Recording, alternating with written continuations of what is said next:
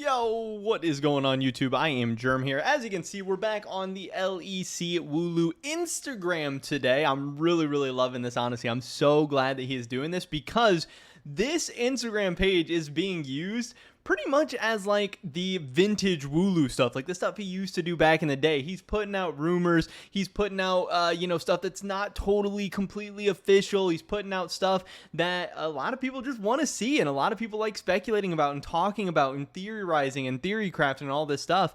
And this is something that he hasn't really been able to do on Twitter as of late. It's what his Twitter started as and always was, but as he's become more of, kind of like a mainstream journalist and a guy who's, making a career out of it and all this stuff, I get it. He's had to be more responsible. He's had to be, more professional. But hey, I do think that he would never be where he is today if he didn't do a lot of this stuff as well. And I think a lot of the people pressuring him to be more professional and more, uppity or whatever, are also just kind of dumb and kind of wrong in a lot of ways. And if they would have went about it that whole way, their whole lives, they would have never got to the size of Wooloo ever. They'd never even be in a position to do half the stuff he does. So I don't know, a little bit of a rant, but I do appreciate that Wooloo is doing this kind of stuff. And it brings us to a very big story today because, earlier in the day we went over this first post, which was about the Team Liquid Blippo news. I was going to say Team Liquid Blippo news, but there are two posts on Instagram. He's been doing a lot of stories, but now he's actually getting into posting. In the second one, you can see it's 100 Thieves, it's Abbedagge, it's Closer. Here's the post from LEC Wooloo. Sources: 100 Thieves have allowed Closer and Abbedagge to explore their options as the team considers roster alternatives. He does say that the players aren't guaranteed out of the roster as of now, but it's never a good sign when they start letting you explore your options for the next year, especially, and you guys have to keep this in mind, this is a very big deal when you're talking about 100 Thieves, the fact that Papa Smithy is out as the general manager. They are going to be getting a new general manager. I don't know if they know who that is yet. I think that we certainly don't know who that is yet, but I'm sure 100 Thieves has some kind of idea of who it's going to be, maybe, hopefully, and they could be coming into this team with a completely different direction, with a completely different vision. These are Papa Smithy and the 100 Thieves organization's players, and you could argue if you think, this, era of 100 Thieves has been successful or not. Obviously, they won a title. They've gone to Worlds a couple times. That's great. That's better than, pretty much any new org at this point. But at the same time, this team isn't really progressing. They went to Worlds. They weren't that strong. They didn't win any titles this year. And they definitely have areas to improve. And again, the LCS wasn't that strong at Worlds. So it's not like this team is like so strong. There's no changes that can be made or anything like that. And when I look at these two players, I think Closer's obviously going to shock people maybe a little bit more. But it's somebody that I have been saying could potentially be replaced as well. And people didn't want to hear it at some point or whatever. Just because Closer has these really insane, really big highlight moments where he makes these insane plays on Lee Sin, and saves the game or makes him a game-winning play or whatever. And that's awesome. But those are his highs. Those are his highlights. Those are his biggest moments. And that's awesome that he has those moments because some people never even get highs anywhere near what Closer does in his highs.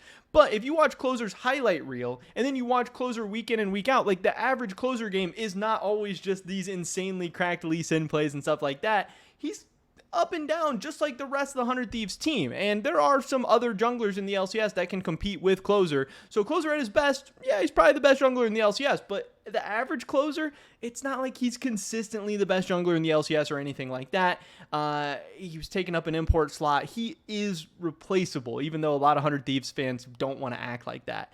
But it will be very very interesting to see where he ends up. Is he going to end up at another LCS team? Is he going to go to the LEC? Where's he going to find a spot? I don't know. I feel like he would kind of be in an awkward position, kind of being a Turkish import or whatever. Obviously, he's good enough to be in the LCS, good enough to be in the LEC, but where's he going to land? Who knows? If he even leaves, he could very well come back to 100 Thieves. I think of these two players, Closer returning to 100 Thieves is much more likely than Abbedagge. On the Abbedagge end, obviously, I've been a pretty, I don't want to say like harsh or unfair or anything. I've just been a critic of Abbedagge the whole year. I just, kind of call it how I see it. I don't think he played that well in 2022.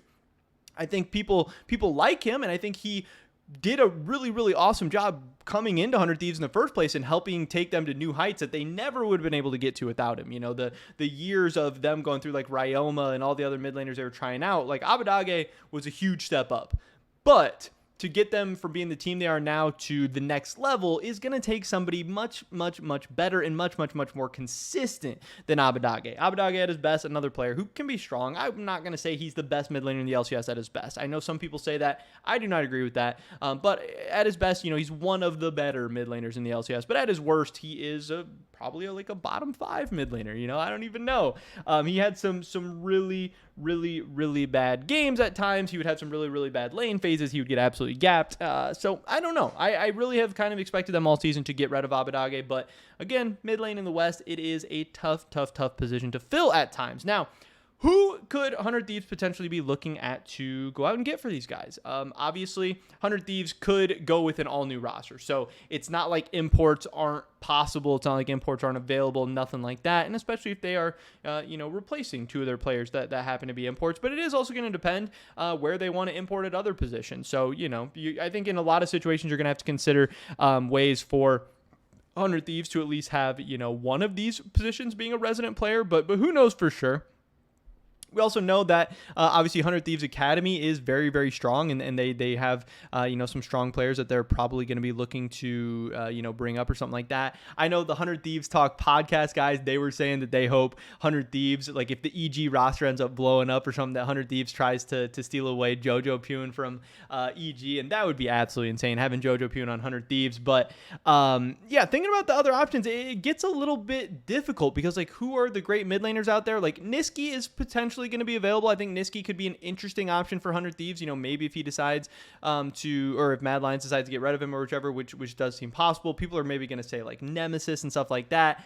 People are obviously going to say Bjergsen because he's going to be available. I could definitely see the Bjergsen 100 Thieves stuff going on. And then if you go after Bjergsen, you could potentially get Bjergsen and Spica as your jungle option as well. Maybe TL is going to get rid of Santorin. Who knows? 100 Thieves could maybe go after him. It's just going to be very, very interesting. I don't really know if there is guys that I see as like the clear option. I think Bjergsen for Abbedagge seems like the clearest option to me right now, and Bjergsen and Spica do look like 2 really, really great options for 100 Thieves. But after that, it's like maybe they could go after Marcoon if he's going to be a free agent in the LEC. I'm trying to even think of, potentially other players that could be available. Maybe they could look at like Self-Made as a potential jungle option, but that doesn't really seem like an amazing option to me or like one that 100 Thieves would necessarily be looking to do. But I don't know. This is something we're definitely going to have to think about, something we're definitely going to have to come up with some ideas for. But in this video today, I just mainly wanted to get you guys out the news that Wooloo is putting this info out, that 100 Thieves have allowed Closer and Abbedagge to explore their options as the team considers roster alternatives. The players aren't guaranteed out of the roster as of now, but it seems like we might be heading in that direction, but we'll have to wait and see. Hopefully I catch you guys in the next one. But until then, peace.